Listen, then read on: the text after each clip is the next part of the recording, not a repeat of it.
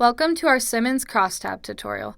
In this tutorial, I'm going to show you what the Crosstabs feature on Simmons can do.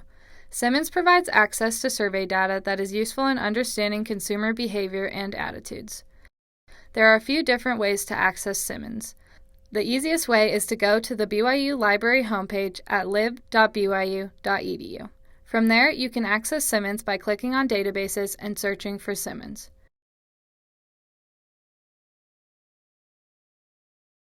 You can also access the database through the Advertising, Marketing, or Public Relations research guides. For example, I can navigate to research guides on the library homepage, then click on Advertising, then find Simmons. Simmons has two different modes, Crosstab and Quick Reports. Simmons automatically opens in Crosstab mode. Crosstabs allow you to view specific data on target groups in table form. The Quick Reports feature displays demographic, segmentation, and geographic data in chart form. In order to switch modes, you can hover over Essentials in the top left corner. At the top of the screen, we have the Survey dropdown where we can choose which survey we want to draw data from. Next, we have the main search bar where we can specify the group and any other features we are interested in. To the right of the search bar, there are base, column, and row options.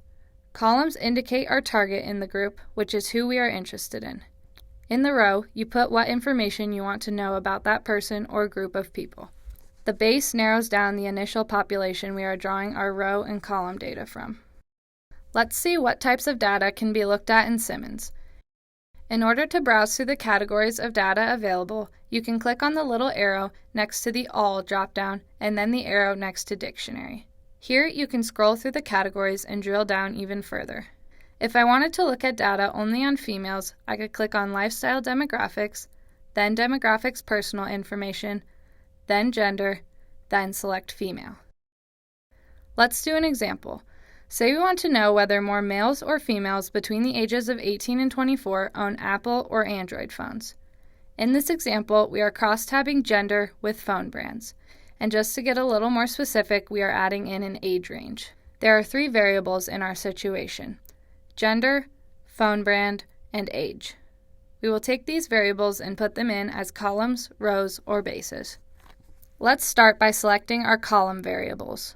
Columns indicate our target in the group, which is who we are interested in. In our case, this would be male and females. To add gender to our columns, I will start by searching male in the search bar, clicking on it, and then clicking the columns button on the right to add it in as a column.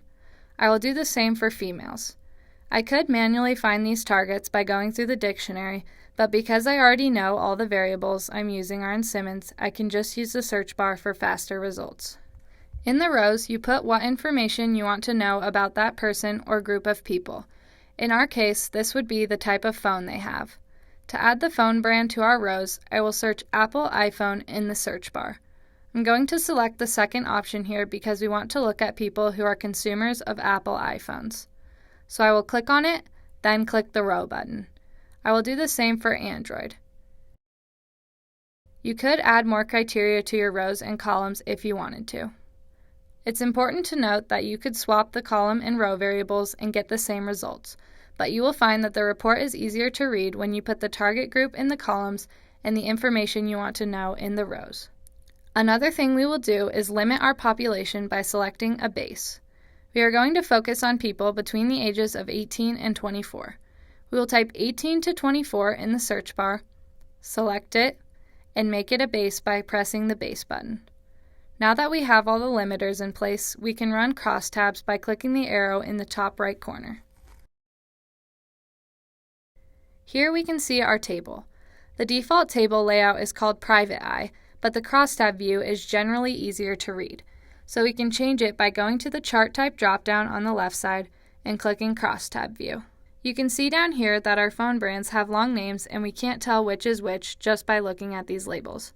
So I'm going to double-click and edit the names to Own Apple iPhone and Own Android phone.